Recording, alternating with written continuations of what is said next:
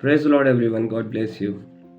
परमेश्वर का वचन एक पहला पत्रस और इसके 8वें वचन में इस प्रकार कहता है कि सचेत हो और जागते रहो। सचेत रहना है और जागते रहना है। क्यों जागते रहना है? क्योंकि तुम्हारा विरोधी एक शैतान है, एक विरोधी है हमारा, एक एडवर्सरी है जो हमारे पीछे लगा हुआ है। हमारा विरोधी शैतान, तुम्हारा विरोधी शैतान गरजने वाले सिंह के समान इस खोज में रहता है कि वो किसको फाड़ खाए।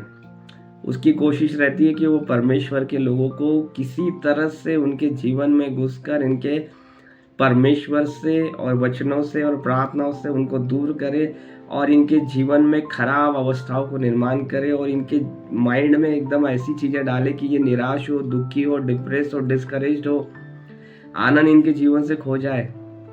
और वो हमेशा, जैसा वचन में प्रभु यीशु मसीह ने कहा कि चोर आया चोरी करने, तो वो चोरी करता है हमारे जीवन से, परमेश्वर के वचन को चोरी करने की कोशिश करता है।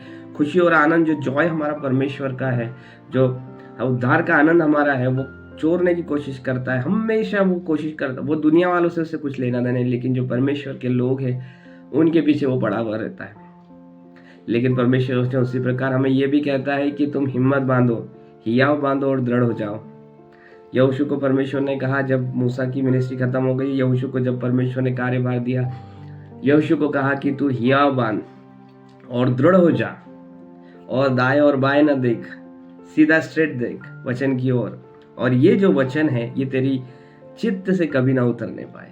जब हमारा ध्यान वचनों में है, जब हमारा ध्यान प्रार्थनाओं में है, जब हमारा ध्यान परमेश्वर के वचन में है, ये वचन हमें गाइड करता है कि शैतान जो विरोधी जब सामने आता है तो उससे हम कैसे लड़े, उसे कैसे दूर भगाए।